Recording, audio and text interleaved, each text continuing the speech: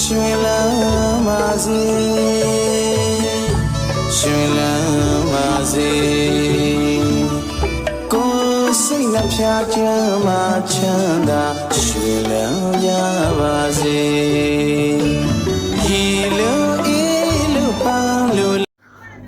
ကျွန်တော်မိတ်ဆွေများမင်္ဂလာပါဘုန်းကြီးရှင်ဘုရားတိတော်နေမြော်မိုးစတိတိလုံကမှာပြန်လည်ကြိုဆိုပါရစေကျွန်တော်တို့ဒီနေ့AODတိုင်းဒေသကြီး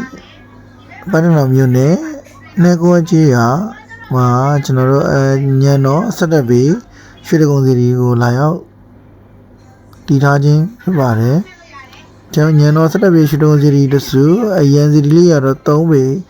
ညံတော်3ပေရွှေတကုံ4စုညံတော်3ပေရှင်းမြောင်4စုဖြစ်ပါတယ်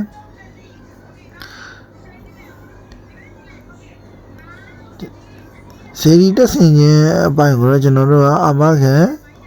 တာဝန်ယူဆောင်ရွက်ပေးပါတယ်စတိစီဒီမှာယူခြင်းတဲ့အဲ့ဒီအတွက်လည်းကျွန်တော်တို့နေရာဒေသမရွေးလိုက်လက်တွက်ချက်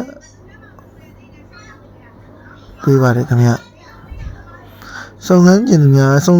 နဲ့ကျွန်တော်မိတ်ဆွေများတို့လည်းကျွန်တော်တို့ Viber ဖုန်းနံပါတ်09518389ကို